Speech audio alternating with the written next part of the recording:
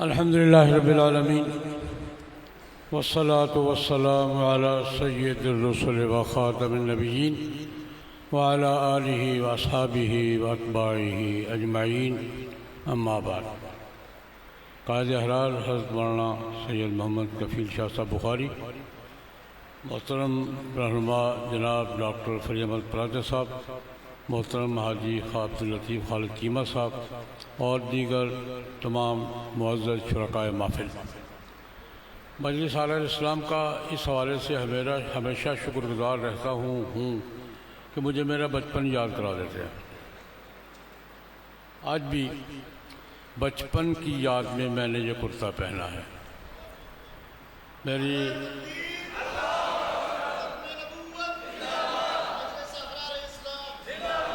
میرا بچپن کا ماحول، لڑکپن کا نہیں، بچپن کا ماحول اسی لال کرتے کے ساتھ اور کلہاڑی کے ساتھ گزرا ہے. مجھے وہ یاد ہے. سن 53 کی تحریک ختم نبوت میں 5 سال کا تھا، لیکن سارے مناظر یاد ہیں ایسے جیسے میرے سامنے ہیں. بیان بھی کیا کرتا ہوں، لکھتا بھی ہوں. تو میں اس بات پر شکر گزار ہوں کہ مجھے میرا بچپن یاد کرا دیتے ہیں. اور بچپن یاد کر کے کون خوش نہیں ہوتا؟ کیوں جی، بچپن کو یاد کر کے کس کو خوشی نہیں ہوتی؟ تو میں آج اپنے بچپن کے ماحول میں آپ کے سامنے بیٹھا ہوں. اللہ پاک جزائے خیر عطا فرمائے قائدین احرار کو. اللہ پاک ہمیں اپنا تسلسل جاری رکھنے کی توفیق عطا فرمائے. چند باتیں حاضری کے لیے عرض کروں گا. محترم چیمہ صاحب احرار کا امتیاز بیان کر رہے تھے، اور ان سے پہلے ہمارے عزیز اسامہ صاحب احرار کا ہلکا سا مختصر تعارف کروا رہے تھے. تو میرا جی چاہا کہ میں احرار کو کیا سمجھتا ہوں وہ عرض کر دوں. تاریخ کے ایک طالب علم کے طور پر احرار کو میں نے کیا دیکھا ہے وہ 2-4 جملے عرض کروں گا. احرار بر صغیر میں تحریک خلافت کا تسلسل ہے. تحریک خلافت کا تسلسل ہے. مولانا محمد علی جوہر، شیخ الہند مولانا محمود حسن، مولانا حبیب الرحمن علی شاہ صاحب اسی تحریک کے سامنے آئے تھے.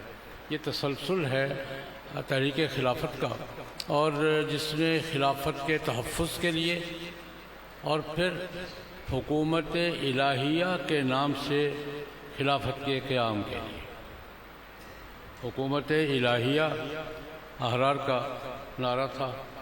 اور احرار سے پہلے شیخ الہند حضرت مولانا محمود حسن نے جو آزاد ہند گورنمنٹ بنائی تھی تحریک ریشمی رومال کے دوران، اس میں آزاد ہند گورنمنٹ پروفیسر برکت اللہ بھوپالی، راجہ مہندر پرتاپ، مولانا عبید اللہ سندھی، اس کا جو منشور طے ہوا تھا، چھپا ہوا میرے پاس موجود ہے، حکومت الہیہ کے نام سے احرار کا ایک تعارف تھی.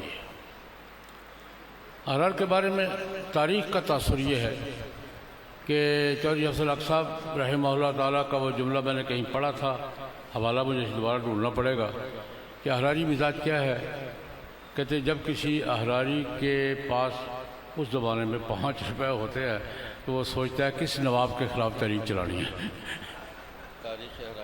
میں نے کہیں پڑھا ہے، مجھے حوالہ یاد ہے کہ احراری مزاج کیا ہے، کہ جب کسی احراری کے پاس 5 روپے زائد ہوں نا اپنے روزمرہ ضروریات سے، وہ سوچتا ہے کون سی ریاست کے نواب کے خلاف تحریک چلانی ہے. یہ احرار تحریکی جماعت ہے. احرار کیا ہے؟ تحریکی جماعت ہے. احرار نے بر صغیر میں پبلک کو، ہماری جماعتیں تھیں مثل ہند بھی اپنے لیول پر، دوسری جماعتیں بھی تھیں، لیکن پنجاب کے بالخصوص پنجاب کے عوام کو آزادی کی جنگ کے لیے، جدوجہد کے لیے سڑکوں پر لانا، یہ تاریخ کو بالآخر اعتراف کرنا پڑا ہے کہ احرار ہی کا کام تھا. یہ سید تعالیٰ شاہ بخاری رحمۃ اللہ علیہ کا کام تھا، مولانا گلشیر شہید کا کام تھا، مولانا حبیب الرحمن جانی کا کام تھا کہ عوام کو آزادی کے لیے میدان میں لائے اور آزادی کی جوش پیدا کیا، تحریک پیدا کی، اور لوگوں کو انگریزوں کے خلاف جدوجہد کے لیے سڑکوں پر لا کر منظم کیا. احرار کا ایک امتیاز یہ بھی ہے، یہ بھی چیمہ صاحب ذکر فرما رہے تھے، کہ تمام مکاتب فکر تحریک آزادی میں بھی، تحریک ختم نبوت میں بھی، تمام مکاتب فکر احرار کے فورم پر اکابر علماء، نمائندگی نہیں، تمام مکاتب فکر کے اکابر علماء احرار کے فورم پر انہوں نے جد و جہد کی ہے، اور اب بھی جب ضرورت پڑتی ہے یہ ماحول پیدا ہو جاتا ہے۔ لیکن مکاتب فکر کے ساتھ ایک جملہ میں اور شامل کروں گا۔ احرار کا یہ امتیاز بھی ہے کہ تمام طبقات قیادت میں، یہ بھی احرار کا امتیاز ہے۔ چودھری عبدالاکبر رحمہ اللہ تعالیٰ، شیخ حسام الدین رحمہ اللہ تعالیٰ، باشر تاجر انصاری رحمہ اللہ تعالیٰ، اور یہ حضرات تمام طبقات سے، یہ طبقاتی اعتبار سے بھی اور مکاتب فکر کے اعتبار سے بھی ایک مشترکہ فورم تھا آزادی کی جنگ کا، ختم نبوت کی تحریک کا اور دینی تحریکات کا۔ یہ احرار کا امتیاز ہے۔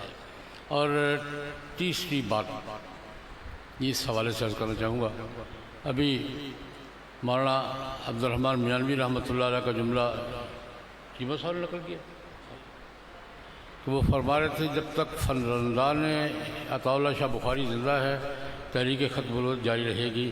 میں دیکھ رہا ہوں کہ فرزندان کے فرزندان بھی پرچم اٹھائے ہوئے ہیں۔ فرزندان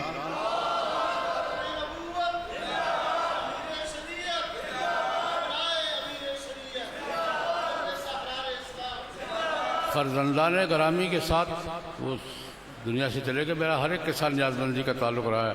حضرت سید ابوذر بخاری رحمۃ اللہ علیہ کے ساتھ، حضرت مولانا سیرت المحسن شاہ صاحب رحمۃ اللہ علیہ کے ساتھ، حضرت مولانا سیرت المومن شاہ صاحب رحمۃ اللہ علیہ کے ساتھ، حضرت مولانا سیرت المحمن شاہ صاحب رحمۃ اللہ علیہ۔ فرزندان تو اپنا دور گزار گئے، اب تیسری نسل نے پرچم سنبھالا ہوا ہے، اور انشاءاللہ یہ نسل در نسل پرچم منتقل ہوگا، پرچم بھی منتقل ہوگا، کرتا بھی منتقل ہوگا، تحریر اور جد و جہد بھی منتقل ہوگی، مشن بھی منتقل ہوگی۔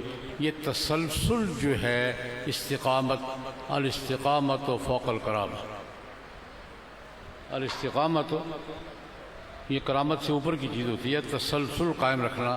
اور مجھے خوشی ہو رہی ہے کہ احرار کے رہنما کی شاہ جی کی تیسری نسل کو احرار کی اور جد و جہد کی قیادت کرتے ہوئے دیکھ رہا ہوں۔ اللہ پاک درجات بلند سے بلند طرفائے بزرگوں کے اور اس تسلسل کو ہمیشہ قائم رکھنے کی توفیق عطا فرمائے۔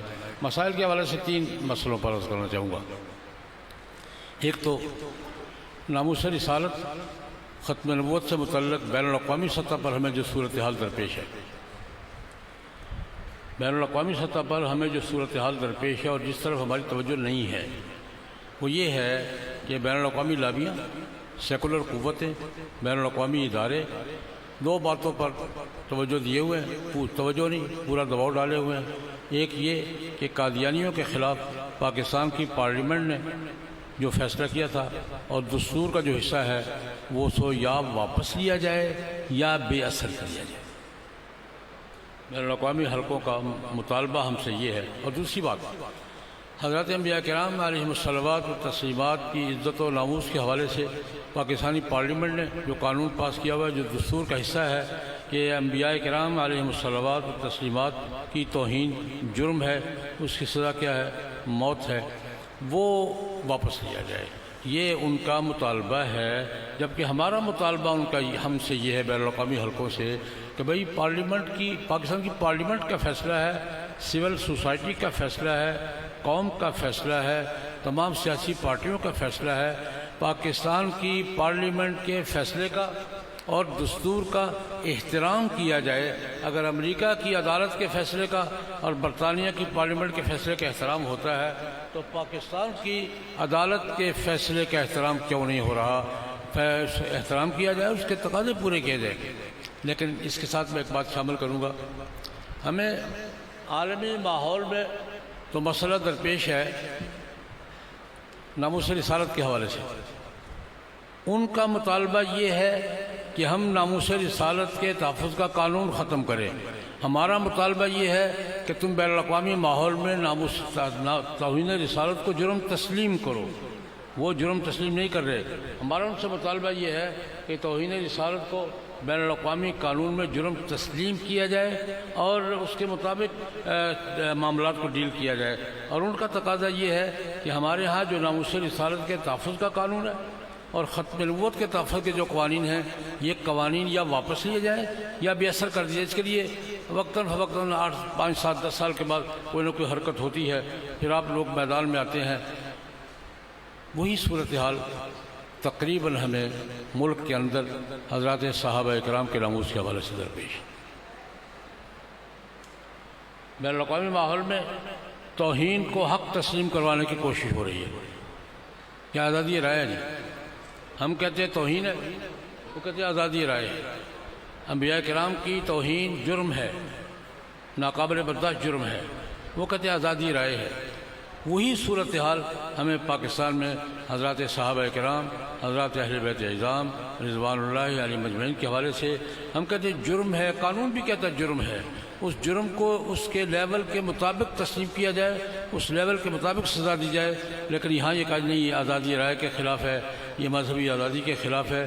بالکل وہی صورتحال جو عالمی سطح پر ناموس رسالت کے حوالے سے پیش ہے، وہی صورتحال ملک کے اندر ہمیں ناموس صحابہ کے حوالے سے پیش ہے۔